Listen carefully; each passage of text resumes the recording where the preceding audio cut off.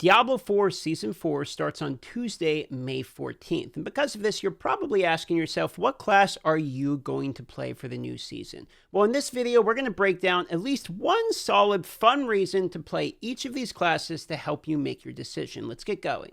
For Season 4, Necromancer is the most obvious choice, so we're going to start with that one. You might ask, why is it the most obvious choice? Well, in Season 4, they're buffing the way that minions receive stats. So they're increasing the amount of stats that they inherit from the players. For this reason, I tested out minions in the PTR. They actually slap. They do quite a bit of damage. So if you've been looking forward to minions like blasting through and destroying everything that you see, Season 4 is going to be the closest we've had to a minion domination season. So if you're looking forward to playing with minions, this would be your season to try out a Necromancer minion build. Also, Thorns have had a little bit of a change this season because Razorplate has been buffed to have 4 affixes now instead of just 1. And all 4 of those affixes are going to be Thorns. Plus, unique items now can have greater affixes, meaning if you get lucky and you get a Razorplate that has all 4 affixes as greater affixes, you can even masterwork that, guaranteeing that every masterwork hits a Thorn affix, which is a ton of Thorns. So this will roll in the Barbarian topic when we talk about them in just a second, but Thorns minions might actually be something that's viable, and don't forget that uniques are tradable in this season as well, including ones that have greater affixes. So because of that, this is even more reason Season 4 Necromancer minion build might just be the class for you. So we just talked about Thorns, and because of that, we're going to talk about Barbarian next. Now, Barbarian in Season 4 has multiple good builds. Barbarian has been a class that is hard to balance by the words of the devs themselves because they have 4 weapons. One of the things that's on my mind a lot is trying to catch up other classes to Barbarian because Barbarians have more weapons. This has been a big thorn in our side for a very long time, of that they kind of have 2 class mechanics and everybody else has 1. Not only that, but Barb's already had a really good Thorns build previously in the previous seasons that was clearing in-game content. Now, because of the changes I talked about with Razorplate, having all 4 affixes being Thorns and being able to be masterworked, Thorns Barbarian is going to be that much stronger going into Season 4. So if you're interested in a Thorns build, there is that. But also, they get a new unique that allows them to make like whirlwinds, basically dust devils is what they're called. So if you think that looks interesting, here's some footage of that.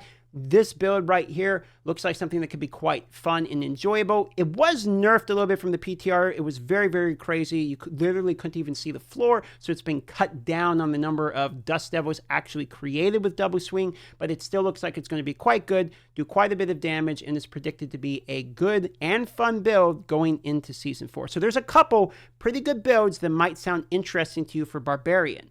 Now, speaking of new builds and new unique items, Sorceress in Season 4 is getting 2 new uniques. It's getting an amulet that's going to make it where your frozen orbs have a chance at actually summoning conjurations. But not only that, the conjurations themselves, when you get a lucky hit, have a chance of summoning frozen orbs. So you have a bit of this wombo combo happening. Now, granted, just like the Dust Devil was mentioned previously, it has seen a bit of a reduction, a nerf in the percentages since the PTR. Still going to be a pretty fun build. Still looks really cool. If that doesn't sound good to you, also now we have the fire bolts going through. Flame Wall is going to split into 3 flame bolts. This is also down from 4 during the PTR, but still is a new addition to a mechanic, a new unique for this class. So if you think that sounds interesting, splitting fireboats, or if you think the conjuration sounds interesting with Frozen Orb, both of these builds would be something new for Season 4 to try out for yourself. Something to keep in mind about Sorceress, however, is if you're planning to play hardcore,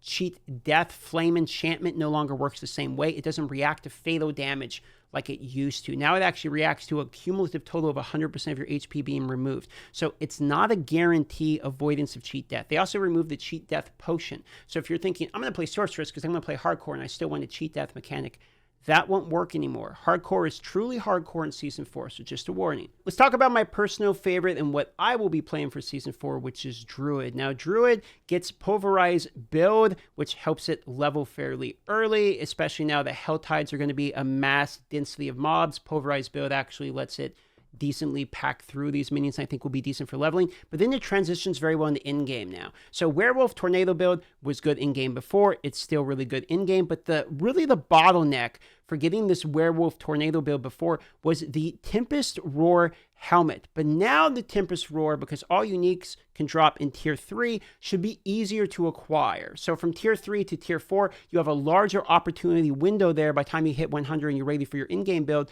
to have received the Tempest Roar. So for this reason, Werewolf Tornado build is maybe less annoying to get into and to transition out of Pulverize, which is more of your early to mid-game leveling build. And I think that that's at least one reason to play it. It's also going to be S tier. Max Row on their tier list guide. Shout out to Max Row. Do recommend their tier list. You can check them out at maxrow.gg. They put Werewolf Tornado as an S tier build. So if that's something that you find interesting in terms of in-game, the new pit, new bossing, etc., it's S tier for bossing as well as the pit. So if you want to progress basically into in-game with the new content, Werewolf Tornado build is what I'm going to be playing, and is something to seriously consider because it's going to be pretty good in Season 4. Rogue in Season 4 got a new unique item called Scoundrel's Kiss, which modifies the ability Rapid Fire. So Rapid Fire will now lob an explosive arrow, but unlike some of the other new uniques on the other classes, since the PTR didn't actually get nerfed, it actually got a quality of life change, in fact. So it used to, in the PTR on the left-hand side, you see the footage here,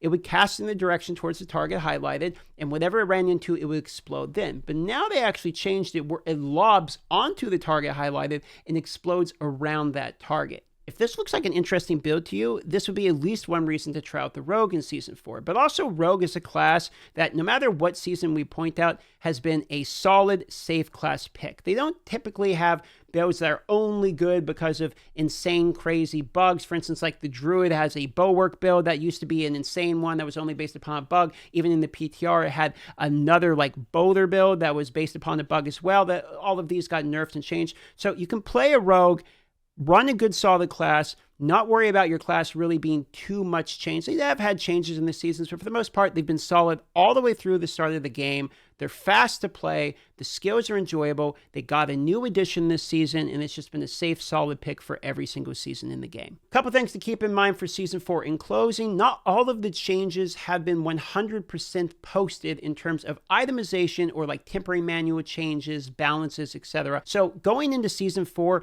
with the complete rework of itemization and not having all of the changes listed, there is more speculation going into Season 4 than there's ever really been in previous seasons, even though we have had the PTR. For that reason, you could try out the same build you've already played and see what the changes feel like for yourself since you've already had that previous knowledge, or because it's sort of a fresh take on the game, a new season, it would be a good time to try a new build entirely and see what you think of the game now that we have such a massive rework. Either way, the process of leveling from 1 to 100 has been shrunk significantly in this season, and Hell Tides is going to be a very fast way to level. So because of that, don't feel too scared to try out multiple of these classes if you have the time. Also, the season journey now grants full sets of aspects for builds. For instance, the Druid gets like the full Pulverize set. So because of this, it's easier than it ever has been to try out new builds. So if you're between a couple of these ones that I listed or a couple of these reasons pique your interest, you can probably get multiple done this season. That's about it. Consider liking or subscribing if you want to. It helps me out. If not, don't worry about it. And I'll see you on the live stream starting Tuesday,